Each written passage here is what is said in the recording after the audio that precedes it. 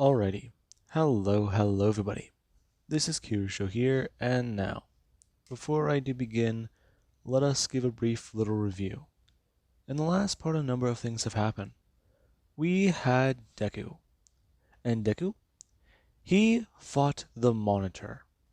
At the beginning of all of creation, at time before time, while time was still forming around them, the Anti-Monitor, he wanted to dive into the beginning and make antimatter the dominant force in reality, all of reality. But Deku, he was there at the dawn of time as well. He encountered the Monitor and attacked him. And whenever the Earth's heroes showed up, Deku was already tearing the Monitor apart piece by piece until there was an explosion, and everything just went black. It just stopped. And then Deku, he woke up. That's the last thing he remembers. He remembers the Monitor being in his arms, exploding point blank in his face, and yet he's still alive. That made where Dick is confused. And we do actually have where he does get to bring his hands down. Him bring them down onto his chest. He still feels his heart. He still feels it beating. He's alive. And looking around, and there is we're just gonna see the helmet of the God of War. And Deku, he does momentarily calm down. The last thing he remembers was it all fading, but where is he? And looking around, and there is where Deku is going to turn his head and look at a red star. Before he looks confused. What the? This being where Deku is going to fly away. Him trying to figure out exactly where he is. And Deku, he eventually would find Earth. But it isn't the one he remembers. Everybody there different. And people there alive. And Deku, whenever he made his presence known, a lot of people were surprised to see him. And he was at least happy they know who he is. And whenever he tries to ask about what happened, a lot of people, they're not really too sure.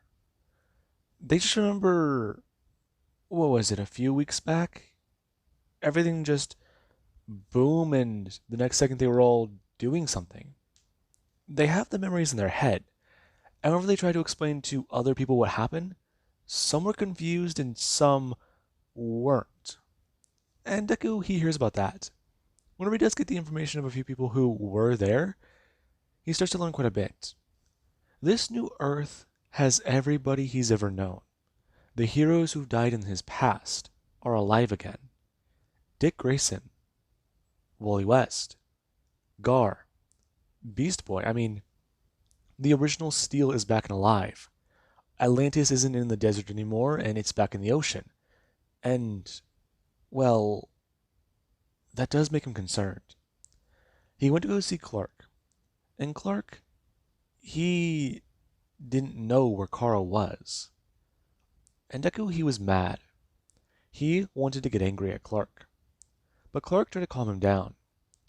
He at least tried to express to him about how he knows he's angry. But whatever's happening, he needs to stay calm. And Deku would shout at Clark. He needs to stay calm? He is calm. He wants to know where she is. Where they buried her. And Clark, he does fall silent again. Before he does go look up towards Duville and express to him. He doesn't know where she is. And he's telling him the truth. He is just as confused as Duville is. But he's been gone for a while. And they need to talk. Exclusively. That being where Dick does stare at Superman. And Clark, he does this won't narrow his eyes. He knows what Deku did. He knows because he's heard the heartbeats. And that does make Clark a bit angry. And Deku, he's a little confused by what Clark does mean. However, there is where somebody, they come walking into the room. Deku turning his head and seeing... Oh. Shit. Deku seeing Raven. And Raven does go somewhat stare back at Deku.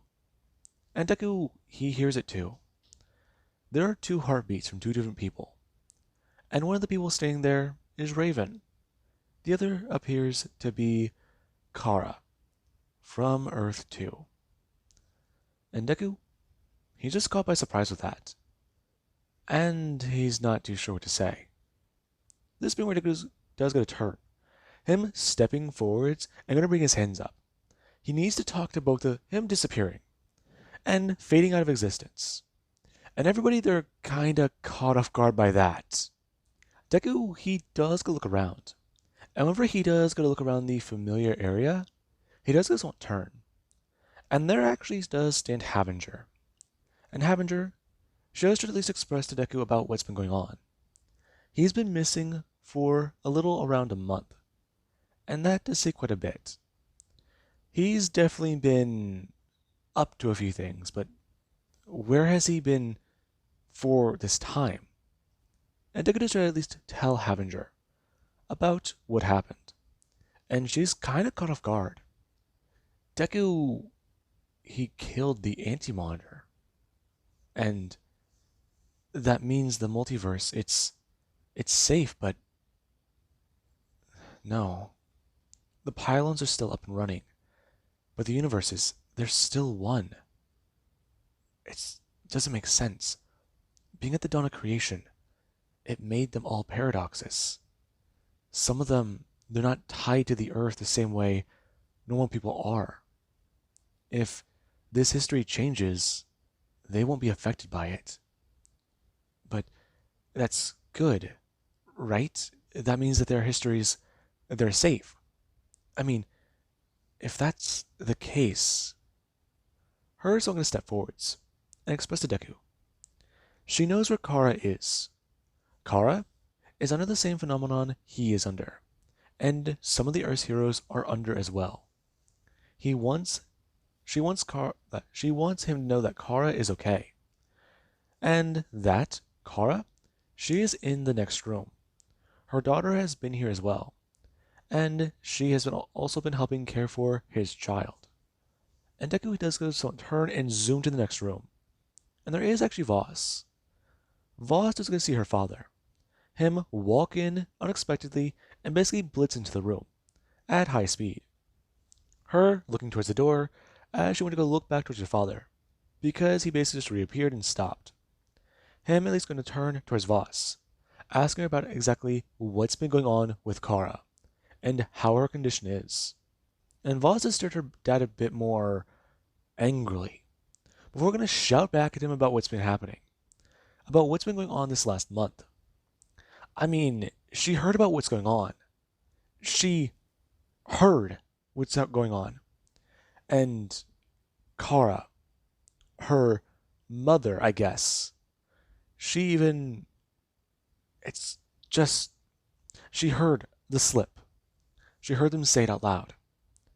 And Voss, she screams at her dad about what he did. She's mad. And Deku, whenever he does try to check on Kara, ignoring her screaming at him, he does see that she is okay. And then Deku, he does look back towards Voss. Him telling her, that was red kryptonite. And Voss does scream back at him. Sure it was. And Deku does going to tell her. She killed, didn't she? Her freezing. And Deku would bring it back up. He feels bad about it. But if she's going to try and blame him for what he did, he's going to blame her. She wants to try and apply that logic to him, go ahead. He'll apply it to her. Him yelling back at her about how she murdered the elite because they were in the spotlight. She didn't like it, did she? So what she did was try and fix it. What happened to him was he lost control. He admits that. This wasn't something that either of them could have fought. He doesn't blame her for what she did, so don't try to blame him for what he did. He knows what he did. And he regrets it. Because her mother may never forgive him. And Voss is going to look at her dad, who is going to turn and go to walk back into the next room, telling Havinger to return him back to Earth. Now, we do actually have somewhere else.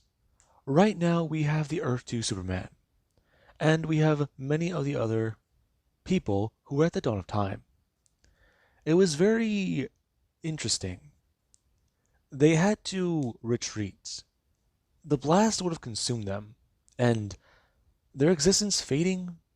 Yeah, Alexander, he rather likes existing, you know, rather than not. So he teleported the heroes to another dimension. However, Deku was a bit tricky. Deku, he survived the blast, and throwing him into the next dimension, it was easy, but it was a lot more hasty. And Alexander, he will admit that.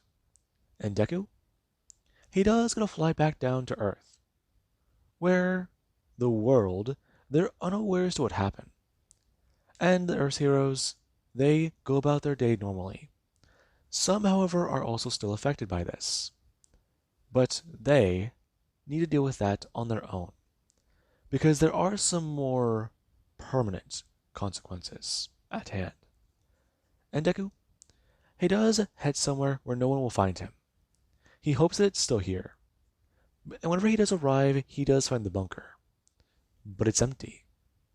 Him walking inside. There's nobody here. There's no Kryptonians. There's no one.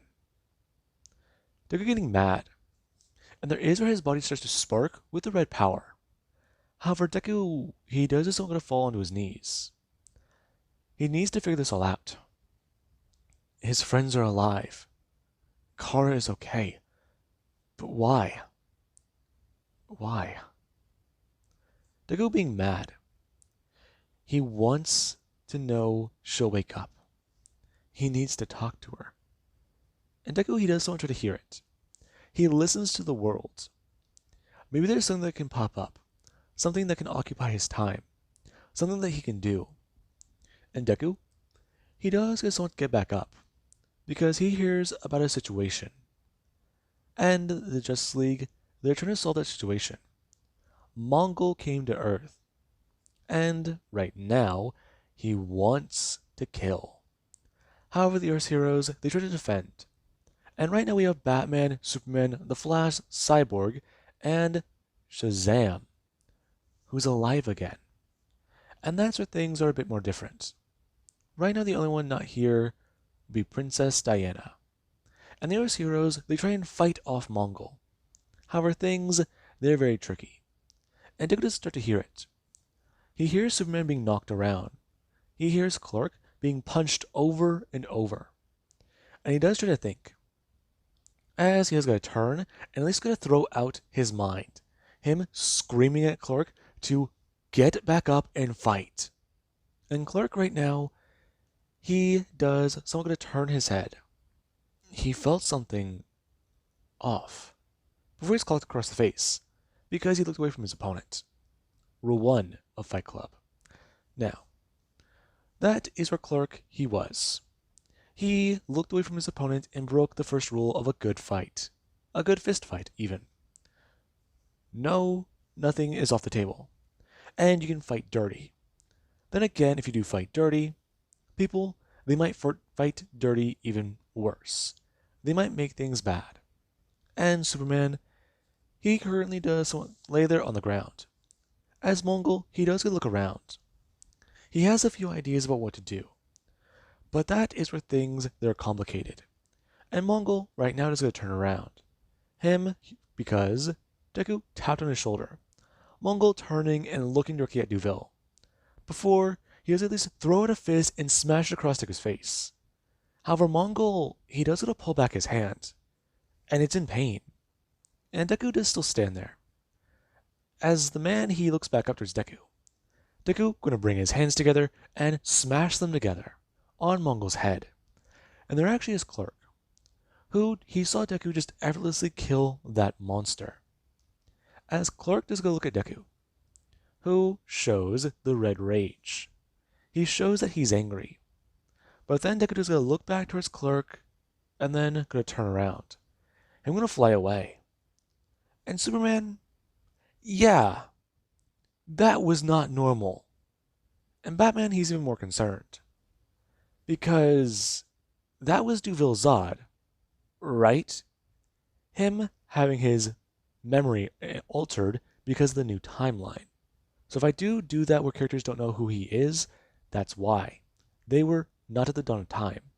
Because I know someone might ask the question about why does Batman not know? Anyways, now then, with all that, let's actually cut back over to Deku. Deku does go back to his bunker, and there is or somebody they do arrive, and they do want to talk to Deku. They were waiting inside, and whenever Deku is going to walk in, he has to turn and look around before he does get to see Raven, and then he does get to stare at her, listening again. He hears it, the two patterns. He's happy for her, but he knows that that's his kid. That on Deku's mind, as he's going to walk in and ask her, how many? Hmm? How many?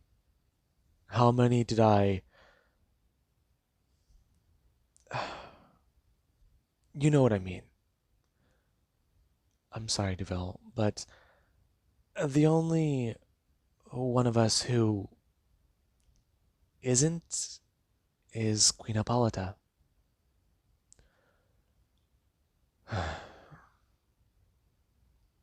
Okay. My family's still alive. I'm happy for you. I'm happy too, but this feels weird. You're calm. You're relaxed and happy, aren't you? I am. We're gonna stand up and gonna float towards him.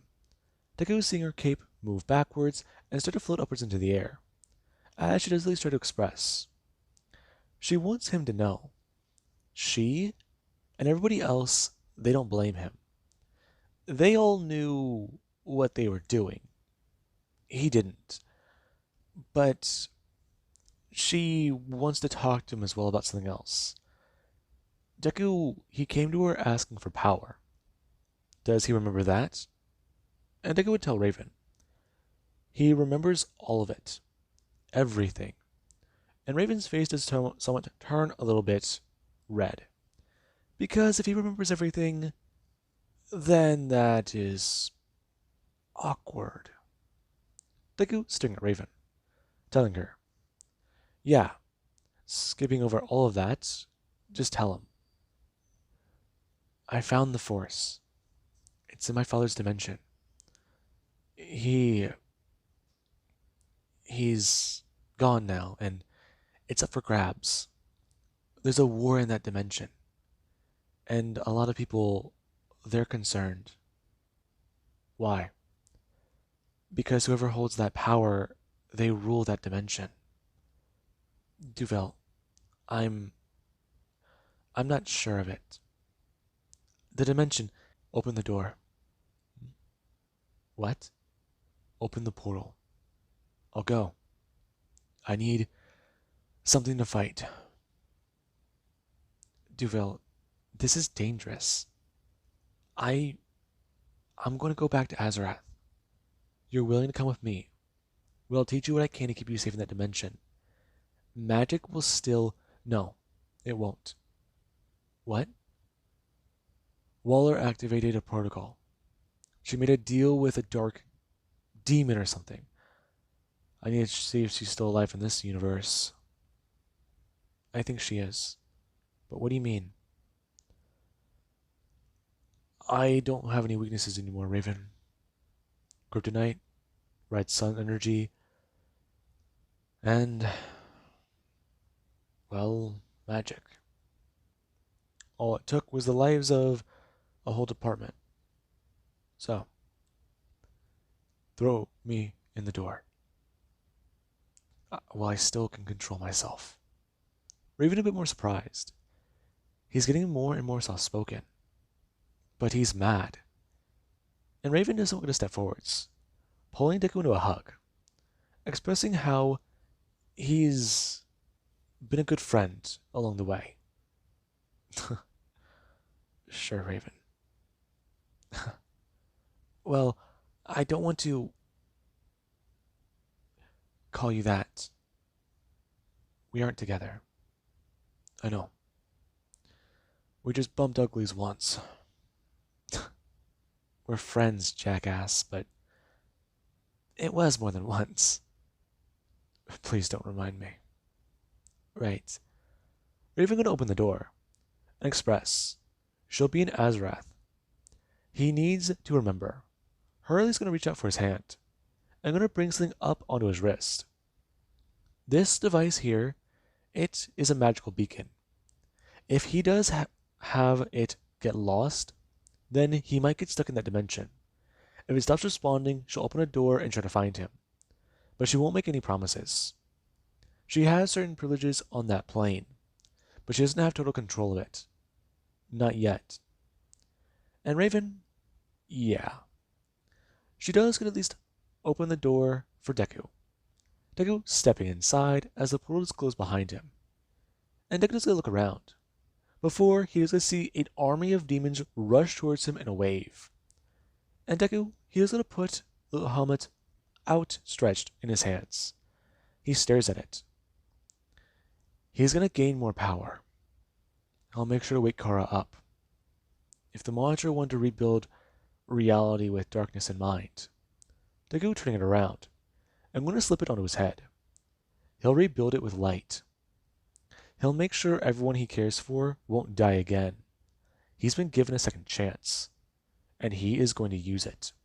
Deku putting the helmet onto his head, before screaming out and rushing forward with his bare hands at the demonic army. And Raven, she actually just won't sit back in Azarath. Her trying to think about what her mother always told her. What the witches told her. Her whole life she'd have to fight. Try and stay away from his dark powers, but with him gone, she doesn't have to fight anymore.